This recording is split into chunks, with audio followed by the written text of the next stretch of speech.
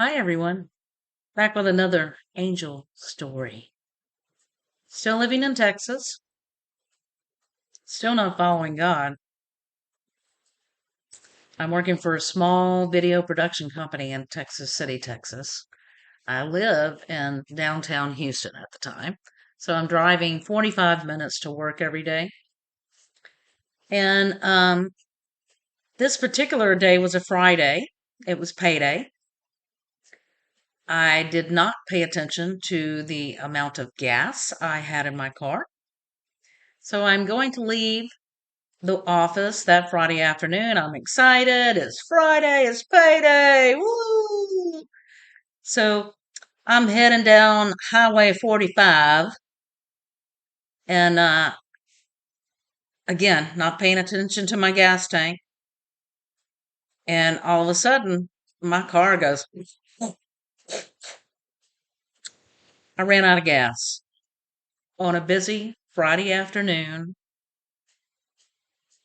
on a highway in Texas, kind of in the middle between my workplace and home. And there's traffic. It's crazy. If you ever driven in Houston traffic, you know. So I run out of gas. I'm kind of panicking, right? So I get out, I raise my hood because I've pulled over at this point. I've raised my hood, and that's what you do when your car's broken down in Texas. I assume you do that everywhere else. I don't know. So I'm like, I'm panicking. I don't know what to do, and all of a sudden, this carload of like four guys pull up and go, "Hey, baby, you need some help?" Well, my radar went off quick. I mean, spiritual discernment, boom, and my gut instinct says, "No, I'm okay. I just live right over there." So that's what I said, and by some miracle of God, they went off, but I did not have a good feeling about those people. So now I'm thinking, all right, how far is the nearest gas station? How far am I going to have to walk? We didn't have cell phones back then, okay?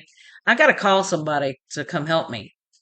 So I walked probably a mile to the nearest gas station.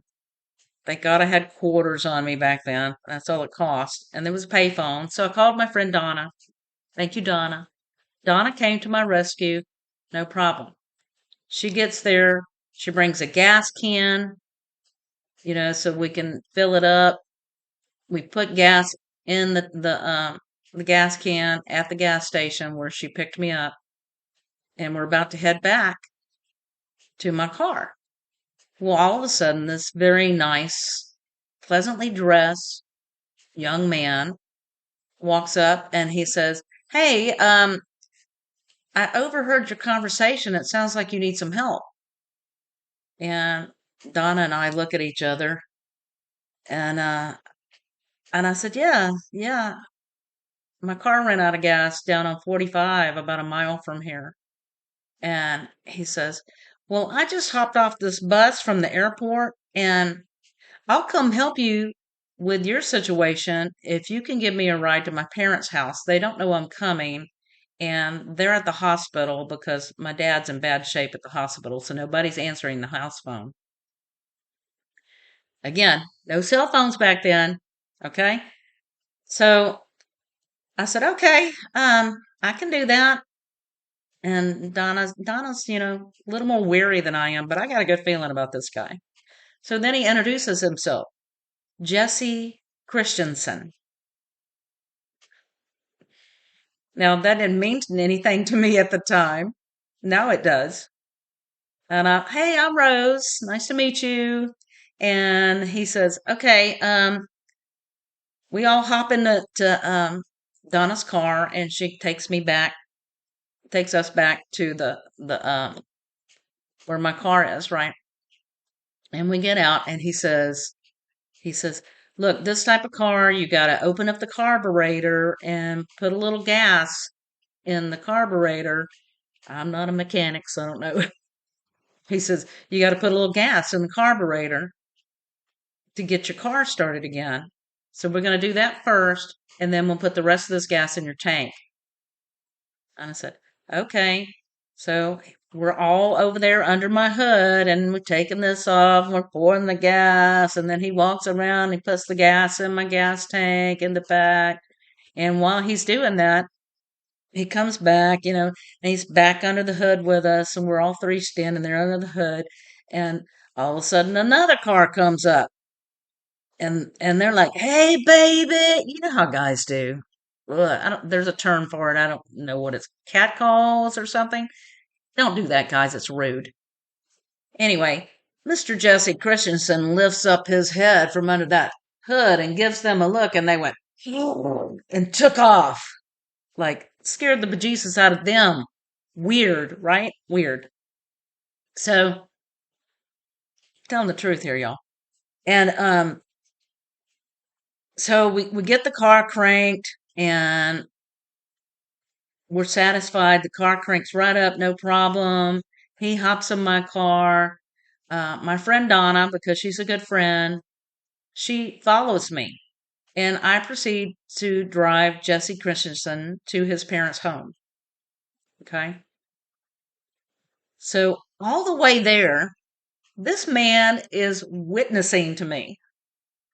Now remember, I'm not following God at this time. I was raised in the church, uh, you know, sang in gospel groups all my life. Mom played the piano in church, dad sang in the choir, That's how I was raised, but I was not living for God. So this man proceeds to tell me or ask me, "Do you believe in Jesus?" And I said, "Yeah, of course." And I tell him everything I just told you. And he said, "Well, where have you been?" I said, "What do you mean?" And he said, "You haven't prayed in a long time." And I'm like, "Oh." And he was right. I hadn't prayed in a long, long time. And I said, "Well, no, I'm working some things out." And he said, "Well, God wants you to know you just need to come back. Come back now. He's waiting for you." Okay. All right, Jesse. And so I proceed to say, "I really appreciate, you helping me out today. And, I don't know what we would have done if you hadn't come along." And he said, "It's my pleasure. I'm always here for you. All you have to do is ask." What? What? Okay. Okay. So I pull into this neighborhood that is his parents' house.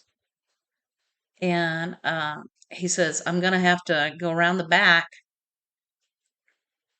and climb in my bedroom window because it doesn't lock, and I know it doesn't lock, so I can climb in there to get in the house, and then I can use the house phone to call my parents and tell them I'm here." And I said, "Okay." So he says, "Rose, nice to meet you. Remember what I said. Start praying again. Come back to God." "Okay, Jesse, thanks." So he starts walking down the driveway, and he's about to veer off, to the right of the house to go to the back, and the man just disappears. I was watching the whole time. He just disappears into thin air. Gone. Bye. I'm perplexed. I honestly, I don't. What just happened here? Hmm. It's not until years later that I realized that God sent me an angel disguised as Jesse Christensen, and he saved my life that day. Hmm. Okay, I've gone on way too long. I'm gonna go now. I love y'all. Bye.